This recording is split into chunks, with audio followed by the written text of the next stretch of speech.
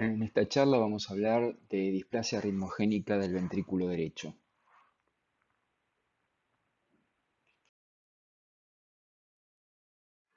Como ustedes saben, la displasia es una miocardiopatía congénita hereditaria que tiene un patrón hereditario autosómico dominante con una penetrancia incompleta del 30%, historia familiar hasta en el 50% de los casos, 13 genes al menos involucrados que intervienen fundamentalmente en la codificación de las proteínas del desmosoma. Y tenemos algunas variantes, como por ejemplo la enfermedad de Naso, autosómica recesiva ligada al cromosoma 17 de la demosplaquina, con una penetrancia del 90%.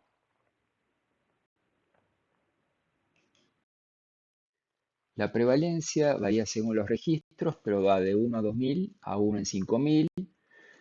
Hay una prevalencia en el sexo masculino de 2.7 a 1.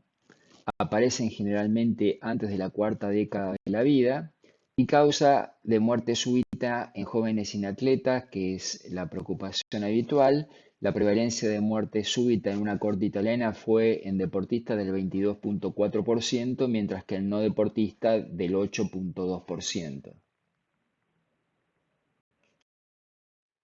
La característica de esta patología es que tiene alteraciones histopatológicas que están dadas por el reemplazo fibroadiposo del miocardio, principalmente en los lugares más delgados del ventrículo derecho, y que generan una especie de triángulo que estaría dado por el infundíbulo del ventrículo derecho, la cara inferior y el ápex. Lo otro que es importante destacar es que es una enfermedad progresiva. El diagnóstico lo vamos a hacer en base a diferentes criterios que incluyen disfunción y alteraciones estructurales globales o regionales, caracterización del tejido de la pared, anomalías de la repolarización, anomalía de la despolarización y conducción, arritmias y antecedentes familiares. Dentro de las disfunciones y alteraciones estructurales globales o regionales, vamos a el ecocardiograma transtorácico en eje largo y el eje corto. Y lo que vamos a ver es en el eco bidimensional aquinesia, disquinesia o aneurisma regional del ventrículo derecho y una de las siguientes en telediástole.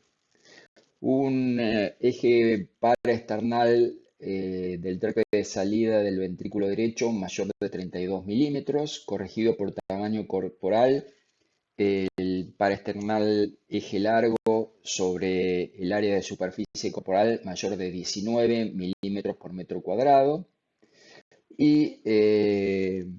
un paraesternal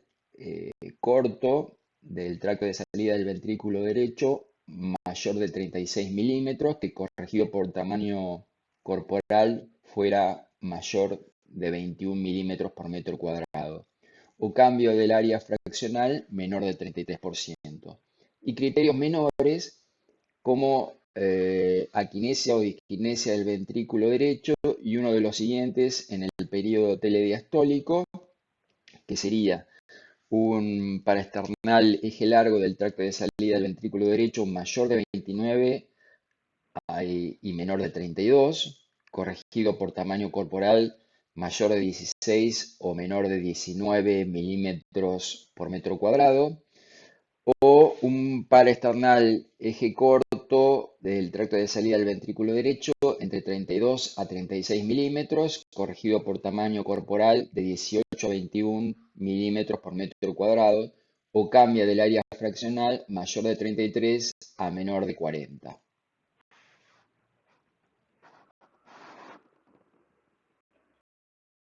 En la resonancia vamos a observar aquinesia o disquinesia regional del ventrículo derecho o contracción disincrónica del ventrículo derecho más una de las siguientes. Un cociente de volumen telediastólico del ventrículo derecho respecto al área de superficie corporal mayor de 110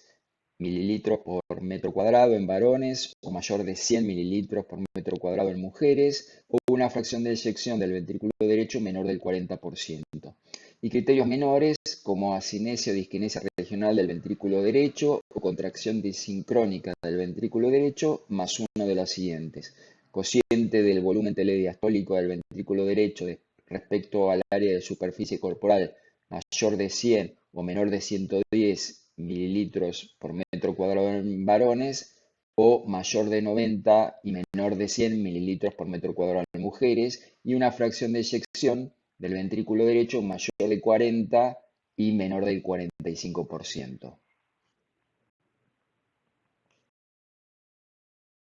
Dentro de la electrofisiología hay algunos trabajos que mostraron que el mapa electroanatómico tiene una sensibilidad similar a la resonancia con gadolinio tardío para detectar zona de displasias. El ventriculograma también es útil y en la angiografía del ventrículo derecho vamos a observar aquinesia o disquinesia o aneurisma regional del ventrículo derecho como criterio mayor y como criterio menor una fracción de eyección del ventrículo derecho mayor de 40 a menor de 45%. Dentro de la caracterización del tejido de la pared vamos a observar dentro de los criterios mayores, miocitos residuales menor del 60% mediante análisis morfométrico, con sustitución fibrosa del miocardio de la pared libre del ventrículo derecho en al menos una muestra, con o sin sustitución adiposa del tejido en la biopsia endomiocárdica. Y criterios menores como miocitos residuales del 60 al 75% mediante el análisis morfométrico, con sustitución fibrosa del miocardio de la pared libre del BD en al menos una muestra, con o sin sustitución adiposa en el tejido de la biopsia. Dentro de las anomalías de la repolarización, vamos a ver criterios mayores y criterios menores. Dentro de los criterios mayores tenemos ondas T invertidas en las derivaciones precordiales derecha, de B1 a B3, o más allá de B3 en individuos de edad mayor a 14 años en ausencia de bloqueo de rama derecha con QRS mayor de 120 milisegundos. Y criterios menores, como onda T invertida en las derivaciones de B1 y B2 en individuos mayores de 14 años en ausencia de bloqueo de rama derecha completa o en B4, B5, B6, o ondas T invertidas en las derivaciones de B1, B2, B3 y B4 en individuos de edad mayor a 14 años en presencia de un bloqueo de rama derecha completo. Dentro de las anomalías de la despolarización y conducción tenemos, como se ve acá en el electrocardiograma.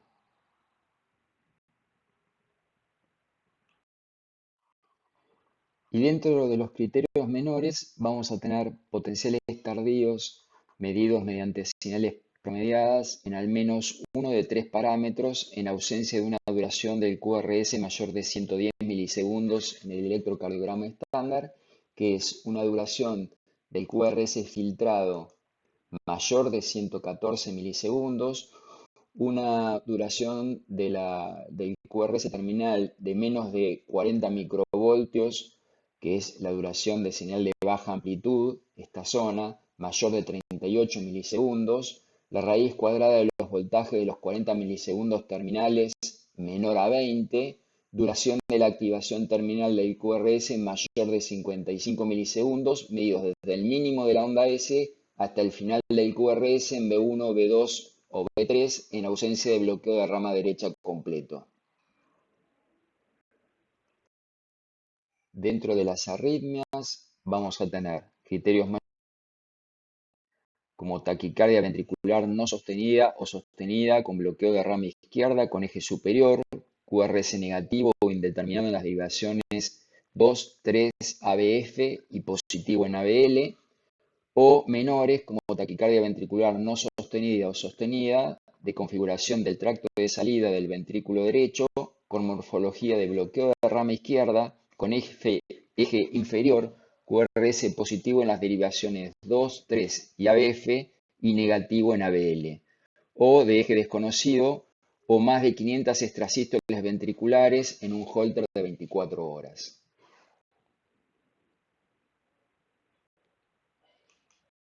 Por último, dentro de los antecedentes familiares vamos a tener criterios mayores, que es diagnóstico confirmado familiar en necropsia o cirugía,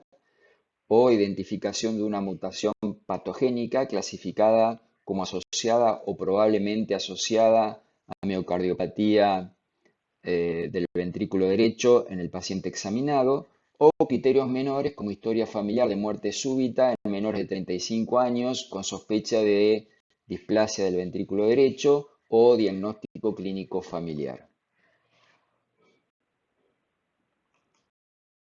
En cuanto al tratamiento, una medida que tenemos que tener bien presente es la restricción del ejercicio. Y es que se ha visto una asociación de la historia de ejercicio con la probabilidad del diagnóstico de displasia ritmogénica del ventrículo derecho. Acá vemos un trabajo donde se grafican las horas de ejercicio y en la medida que aumentan las horas de ejercicio es mayor el porcentaje de diagnóstico de displasia que se obtiene. Y lo mismo en los pacientes que realizan deportes de resistencia. Como vemos en este gráfico, estos son los pacientes que realizan deportes de resistencia, estos los que no lo realizan, y vemos cómo la probabilidad de diagnóstico de displasia es mucho mayor en este grupo que en el grupo que no realiza los deportes de resistencia. Lo otro es la utilización de betabloqueantes, sobre todo en pacientes portadores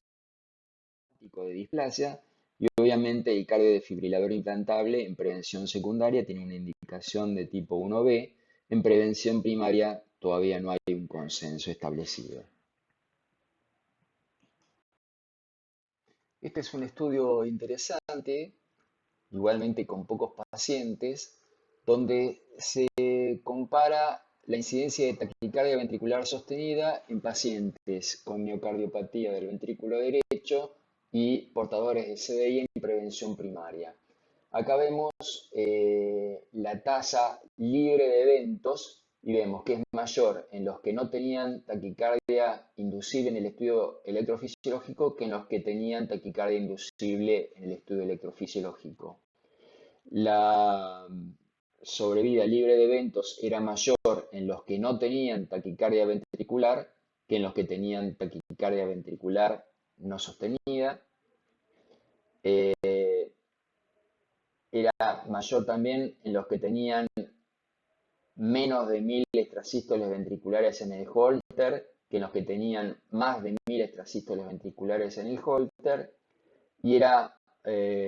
también mayor la libertad de eventos en los familiares que en los que tenían el probando.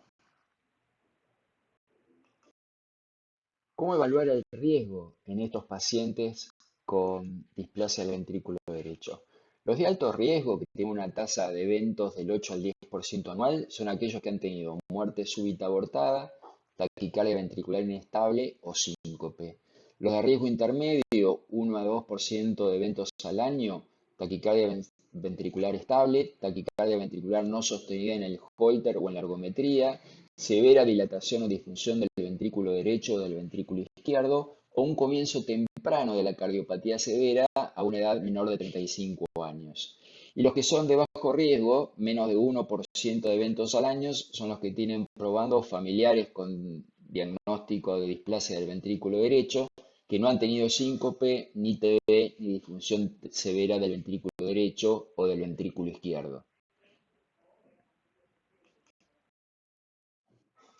Si consideramos entonces a quiénes pacientes deberíamos considerar para el implante de un cardiodefibrilador, obviamente a los de riesgo alto, que dijimos que tienen una tasa de eventos cercana al 10% anual, que son aquellos que han tenido muerte súbita abortada, taquicardia ventricular sostenida o disfunción severa del ventrículo derecho o del ventrículo izquierdo, y sería una indicación 1B. Los de riesgo intermedio serían los que tienen varios factores de riesgo mayores, síncope, taquicardia ventricular no sostenida o disfunción moderada del ventrículo derecho o del ventrículo izquierdo, que podría considerarse una indicación del CDI clase 2A, mientras los que tienen varios factores de riesgo menores como clase 2B,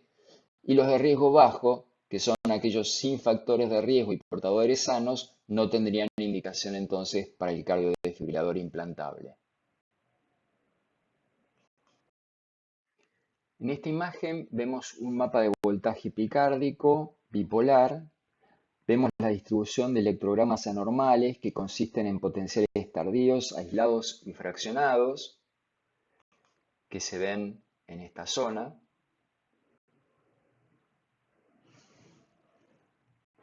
Vemos la cicatriz epicárdica generalizada que se extiende desde el tracto de salida del ventrículo derecho a la pared libre del ventrículo derecho anterior, mientras que los electrogramas anormales se distribuyen dentro de varias áreas localizadas con estos puntos amarillos.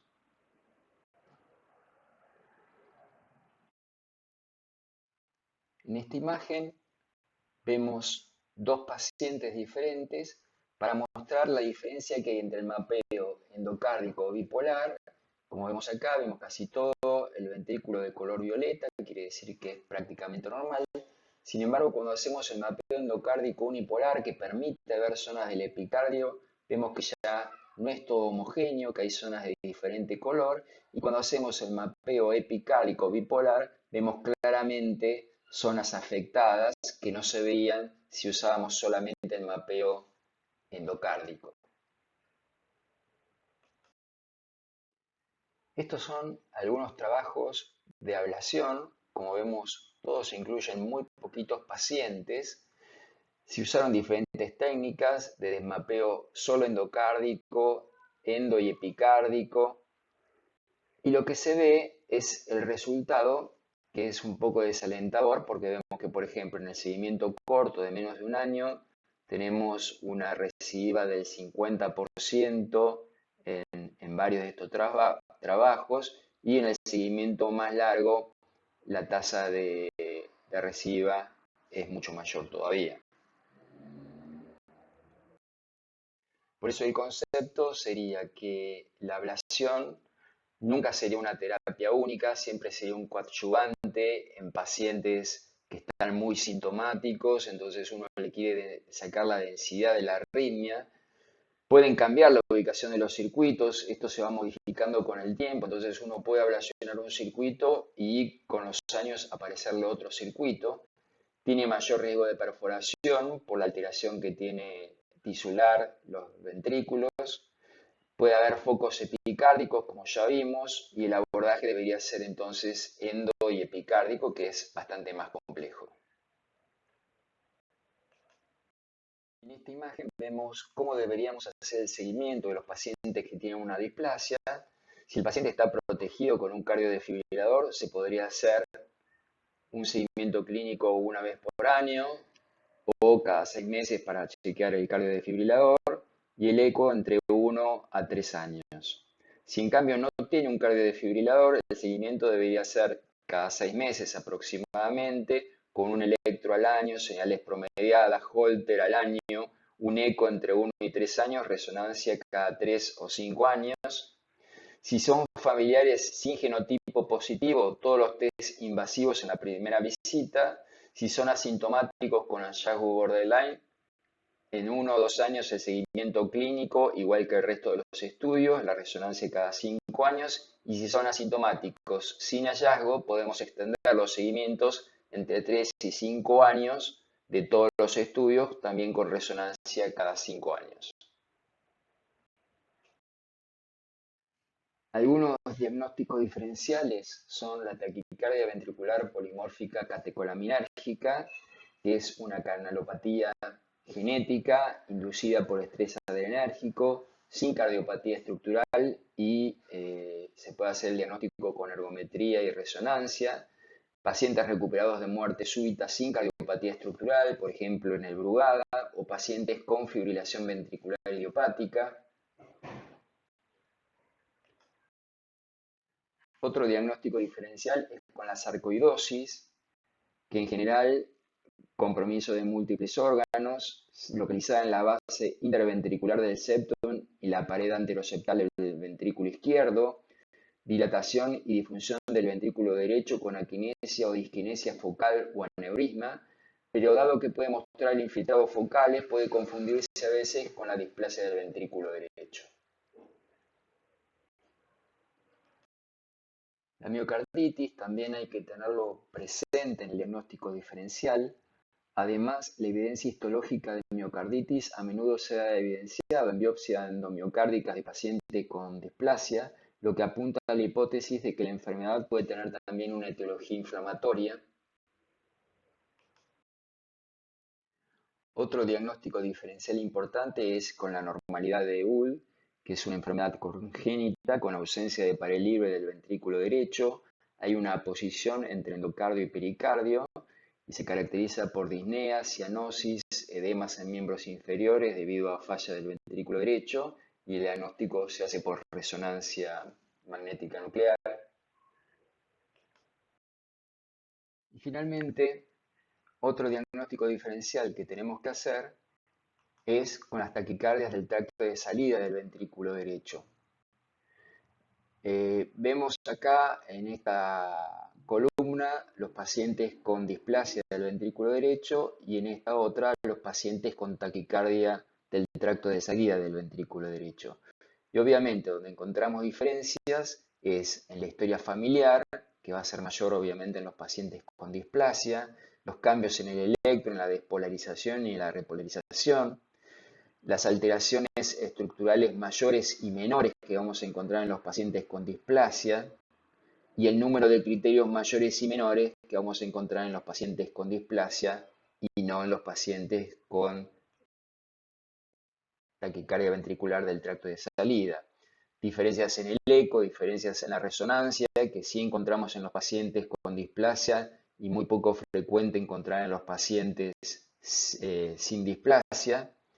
Los hallazgos mayores y menores de la resonancia, como dije, fundamentalmente en los pacientes con displasia.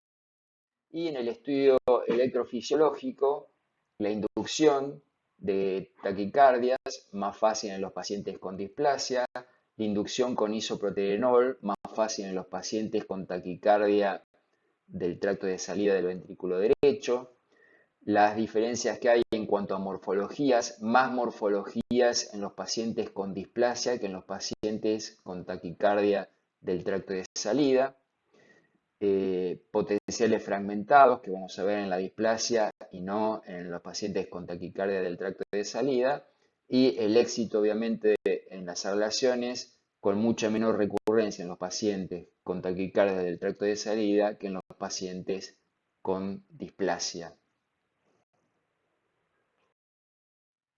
Acá vemos un ejemplo entonces en un paciente con displasia del ventrículo derecho y en un paciente con una taquicardia del tracto de salida del ventrículo derecho. Cuando hacemos el mapeo, vamos a ver potenciales mínimamente fraccionados en el paciente que tiene taquicardia del tracto de salida y muy fraccionados en los pacientes que tienen displasia del ventrículo derecho. Y la recurrencia, como mencioné antes, mucho menor en los pacientes que se hicieron ablación y tenían taquicardia del tracto de salida del ventrículo derecho que en los pacientes que tienen displasia del ventrículo derecho, porque como ya mencioné antes, el ventrículo se puede ir modificando con el tiempo y generar nuevos circuitos para generar nuevos episodios de taquicardia. En conclusión, es una causa muy frecuente de muerte súbita en jóvenes y atletas. Realizar una evaluación del riesgo de muerte súbita para considerar el implante de un cardiodefibrilador. Se desconoce la incidencia de displasia en el país. Y bueno, acá tienen dos páginas para consultar más sobre esta patología. Muchas gracias.